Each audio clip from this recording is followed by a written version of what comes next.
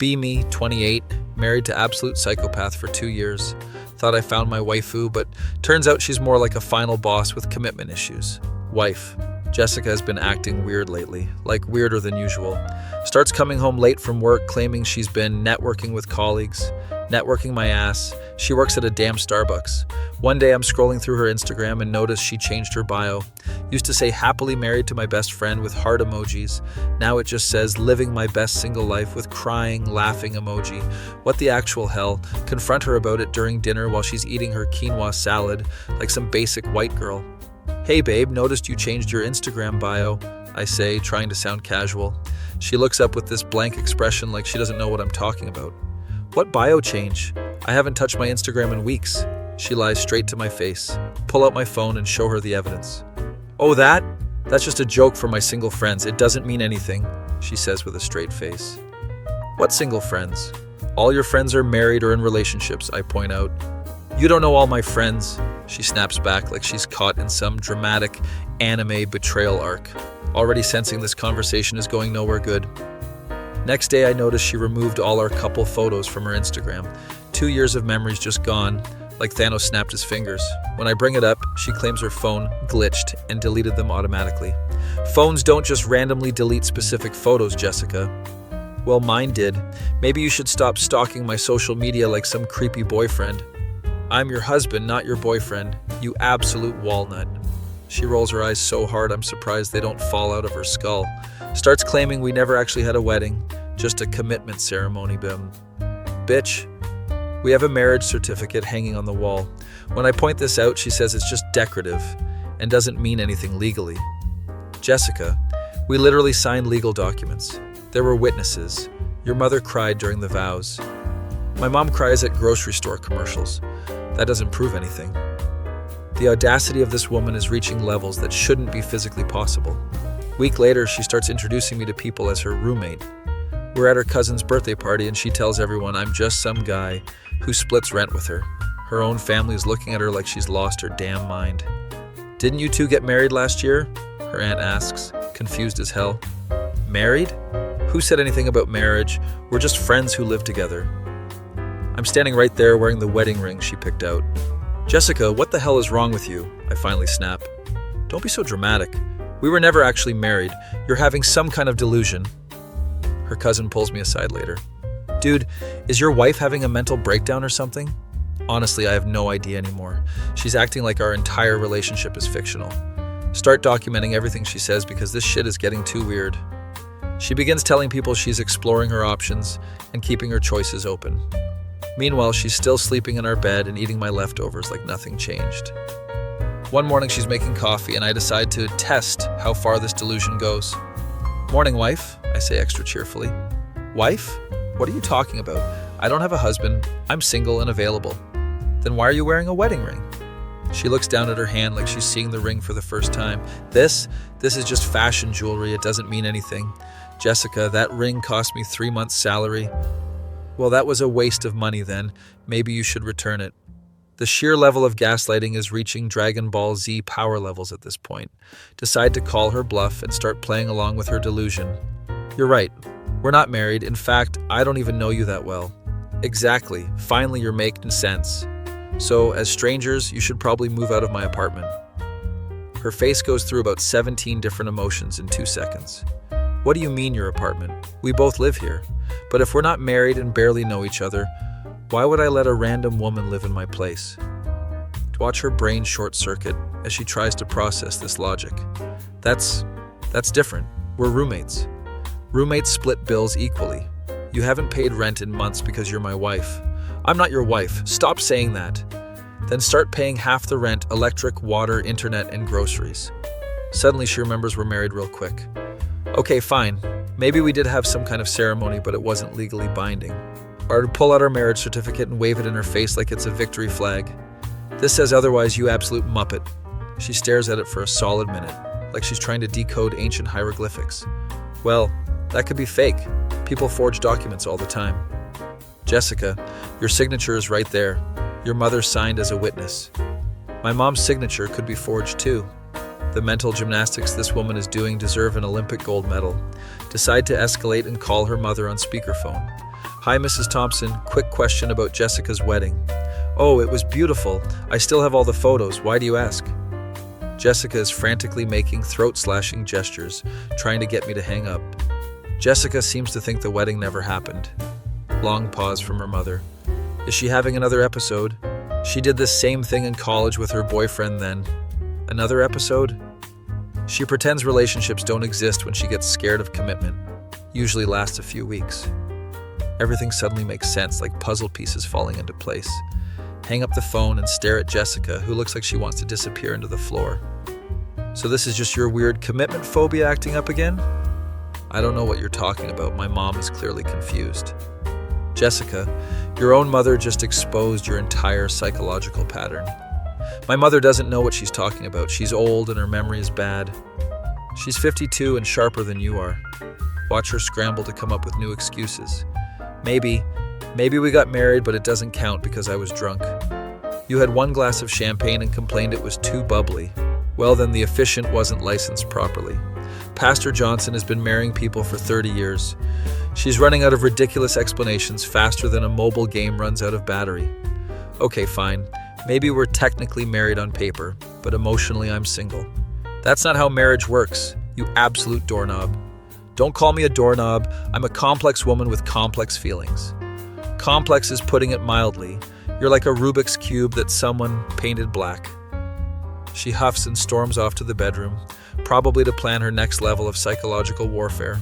Find her an hour later, reorganizing her closet and muttering to herself, "What are you doing now?" Separating my single clothes from my married clothes. Those are the same clothes, Jessica. No, single me dresses differently than married me. You literally wore that same outfit to our anniversary dinner last month. That was married me. Single me is borrowing the outfit. The level of mental compartmentalization here is honestly impressive. Decide to try a different approach and play into her fantasy. Okay, if you're single, then you're free to date other people, right? Exactly. I'm a catch and I deserve options. Cool. So when your new boyfriend comes over, where is he going to sleep? She pauses, clearly not having thought this through. In the guest room? We don't have a guest room. We have our bedroom and that's it. Then I guess he'll sleep on the couch. The couch I bought with my money for our apartment? Watch her realize she's trapped herself in her own stupid logic. Well, maybe you should get a girlfriend too and we can all just live here together? Like some kind of weird polyamorous commune? Why not? It could be fun and modern. Jessica, you cried when I talked to the female cashier at Target for too long. That was different. She was flirting with you. She asked if I wanted my receipt. That's literally her job. The way she said it was flirty. She was 16 and had braces. The jealousy reveals that deep down, she still considers me her husband. Okay, new plan, I announce. Since you're single, I'm going to start dating your sister. Her face goes through the 5 stages of grief in record time. You can't date my sister. Why not? You're single. I'm single, apparently. She's single. Because that would be weird. Only weird if we were related by marriage, which we're not according to you. She's starting to realize how stupid her whole charade sounds. Plus, your sister is hot and she actually remembers being at our wedding. Don't you dare call my sister hot. Why, jealous? Thought you didn't care since we're not married. Steam is practically coming out of her ears like some angry anime character. Fine, maybe we're a little bit married. A little bit? You're either married or you're not, Jessica. Okay, we're married, but I want to pretend we're not sometimes. That's called role-playing, and most people discuss that beforehand. She finally breaks down and admits the whole thing started because her single friends made her feel like she was missing out. Apparently, they've been filling her head with nonsense about how marriage kills your fun. So you decided to gaslight me into thinking our entire relationship was fake? I wasn't gaslighting. I was just creatively reinterpreting our situation. That's literally what gaslighting is, you absolute walnut. Stop calling me a walnut, then stop acting like one. We end up having a long conversation about her commitment issues and friend group toxicity. Turns out her friends are just bitter that they're all single and miserable. So are you ready to admit we're married now? Yes, fine, we're married. Happy now? Ecstatic. Now change your Instagram bio back before I lose my mind completely. Okay, but can we at least do single people stuff sometimes? Like what? I don't know. Go to clubs and pretend we don't know each other? That's the dumbest thing you've ever suggested, and you once tried to iron your hair. That was one time and YouTube made it look easy. Somehow we work through her bizarre psychological episode. She changes her social media back and stops telling people she's single, though she still occasionally introduces me as her domestic partner, just to be difficult. Domestic partner sounds like we're running a business together. We are. The business of love. That's the corniest thing you've ever said. You married me knowing I was corny. Yeah, when you admitted you were married to me. Our relationship is weird, but at least she stopped pretending I don't exist. That feel when your wife's commitment phobia nearly made you question your own sanity. My face. When I realize I'm married to someone who thinks marriage is optional. BME 21, peak incel virgin. Extraordinaire living in mom's basement, like the absolute legend I am. Browsing Tinder at 2 a.m. because that's when all the quality matches appear, apparently swipe right on this girl, Catherine, who looks like she actually showers regularly, unlike most of my matches. Her bio says lawyer in training, no time for bullshit, serious inquiries only. Think to myself, this chick probably has her shit together, unlike my train wreck existence. We match and she messages first, which already has me suspicious as hell. Before we proceed with any communication, I need you to understand that I take privacy very seriously. Weird opener, but okay, I'll bite because she's hot and I'm desperate. Sure, Catherine, privacy is important, I guess. She sends me a goddamn paragraph about confidentiality and legal obligations. My autism brain is trying to process why this sounds like she's recruiting me for the CIA. If you're interested in meeting, we'll need to discuss terms and conditions first. Terms and conditions for a date? What the hell is this, some kind of business transaction? What kind of terms are we talking about here, I ask, like the naive idiot I am. She sends me another wall of text explaining her dating protocols. Apparently, she requires all potential romantic partners to sign a non-disclosure agreement. My face when this girl wants me to sign legal documents just to take her to Olive Garden. This is to protect both parties from potential embarrassment or reputational damage. Reputational damage. Bitch, I work at GameStop, what? Reputation am I protecting? But I'm horny and lonely, so I agree to hear her out like the desperate simp I've become. We video call and she's actually even hotter in person, which makes this whole situation more confusing. Hi there, she says in this professional tone, like she's about to sell me insurance. So Catherine, about this NDA thing, is this normal for you? Absolutely, I've had terrible experiences with men who kiss and tell, or worse. Worse like what exactly? Social media posts, revenge stories, embarrassing details shared with friends. Okay, fair enough, I guess, but this still seems excessive as hell. What exactly would this NDA cover, because I'm not signing away my soul here? She pulls out an actual printed document, like she came prepared for this shit.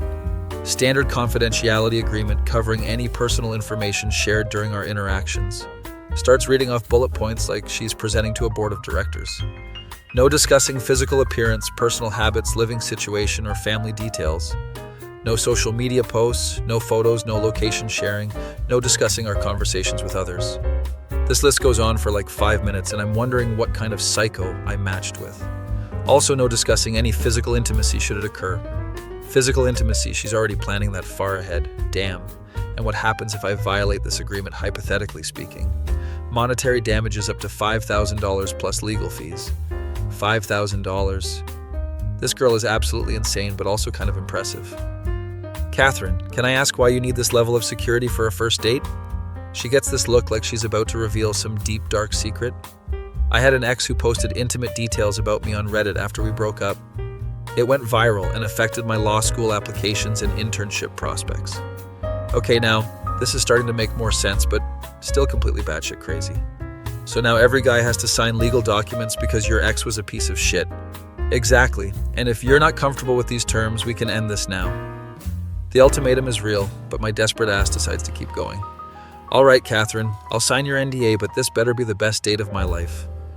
She smiles for the first time and actually looks human instead of a corporate robot.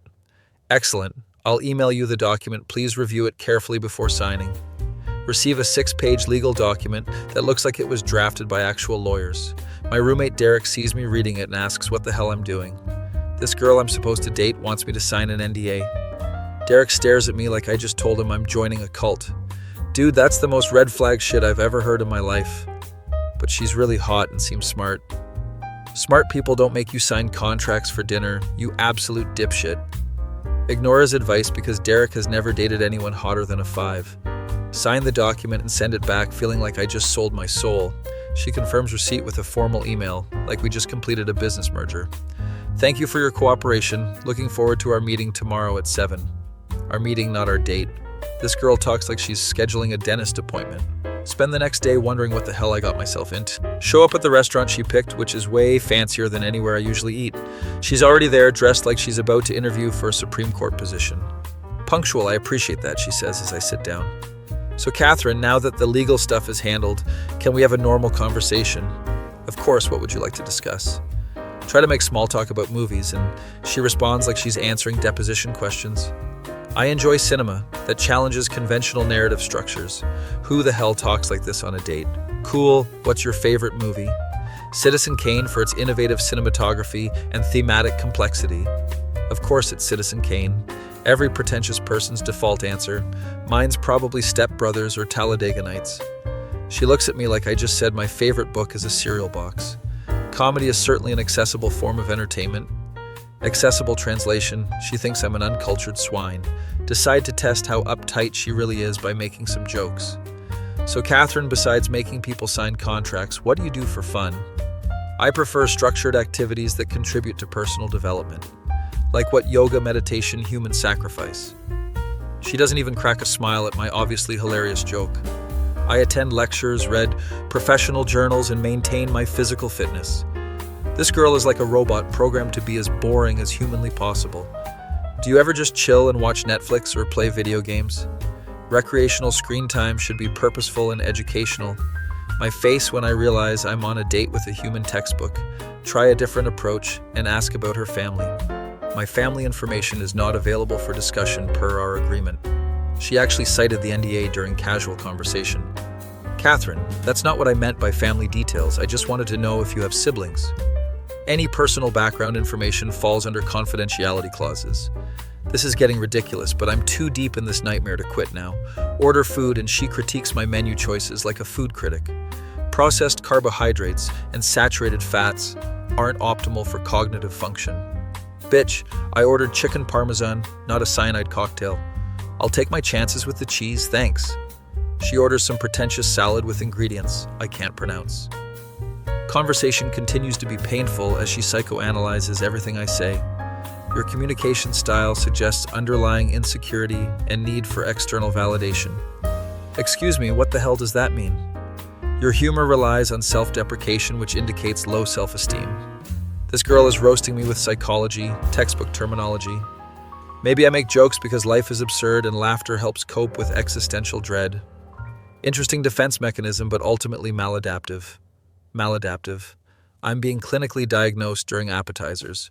Realize this date is going south faster than the Titanic. Decide to flip the script and start analyzing her instead. Catherine, your need to control every aspect of social interaction suggests trust issues. Her perfect composure cracks for just a second. That's an inappropriate personal assessment. Oh, so you can psychoanalyze me, but I can't return the favor. My observations are based on established behavioral patterns. And mine are based on you being uptight as hell. She actually looks offended, which is the most human emotion I've seen all night. I maintain professional boundaries to protect myself from emotional manipulation. Emotional manipulation like having a normal conversation about interests and hobbies. Men often use personal information to exploit vulnerabilities later. Okay, now we're getting to the real issues behind this whole NDA situation. Catherine, not every guy is your shithead ex who posted about you online. Statistical evidence suggests otherwise. What statistical evidence? You've surveyed every man on Earth. She pulls out her phone like she's about to show me actual research data. According to recent studies, 60% of men engage in kiss and tell behavior. You made that up. There's no way that's a real statistic. It's extrapolated from social media analysis and survey data. This girl really thinks she can science her way out of human connection. Decide to call her bluff on this whole intellectual superiority act. Catherine, can I ask you something without triggering a contract violation? Depends on the nature of the question. When's the last time you had fun, like actual spontaneous enjoyment? She pauses like I just asked her to solve quantum physics. Fun is subjective and often counterproductive to long-term goals. That's not an answer, that's a deflection. I don't see the relevance of spontaneous enjoyment to our current interaction. My turn to psychoanalyze this robot disguised as a human being. You're so terrified of being vulnerable that you've eliminated any possibility of genuine connection. Her mask slips completely, and she actually looks hurt. That's presumptuous and unfair. Is it though, because this whole NDA thing screams I'm scared of letting anyone actually know me? It's protection, not fear. Protection from what having an authentic human experience. She goes quiet and starts fidgeting with her napkin, like the confident facade is crumbling. You don't understand what it's like to have private moments weaponized against you. Now we're finally getting somewhere real, instead of this corporate bullshit. You're right, I don't understand, but isolating yourself behind legal documents isn't the solution. It's worked so far. Has it though, because you seem pretty miserable for someone whose system works? She stares at me like I just pointed out that the emperor has no clothes. I'm not miserable, I'm protected. Same thing in this case. We sit in awkward silence while she processes this revelation. Maybe the NDA was excessive, she finally admits. Maybe just a little bit. She actually laughs, which is the first genuine reaction I've gotten all evening. I haven't been on many dates recently. No shit, Sherlock legal contracts tend to scare people away. You signed it though, because I'm desperate and you're hot. She laughs again and suddenly looks like a normal person instead of a lawyer bot. That's the most honest thing anyone's said to me in months.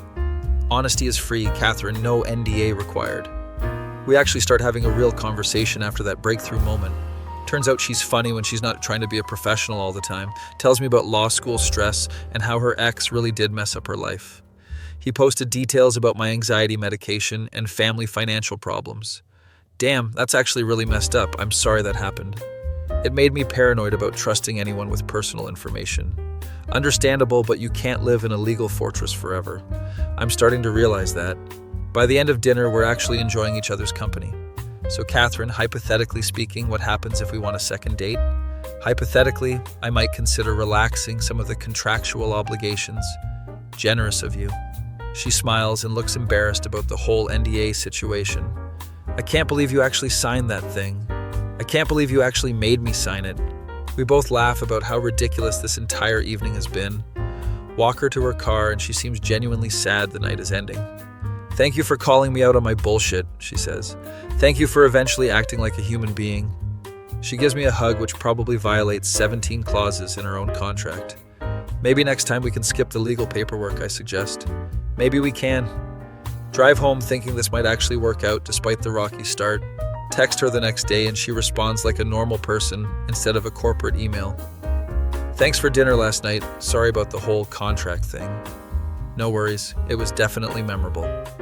Good memorable or restraining order memorable. Jury's still out on that one. She sends me a laughing emoji which feels like major progress. That feel when you realize some people just need someone to break through their walls. Even if those walls are made of legal documents and trust issues.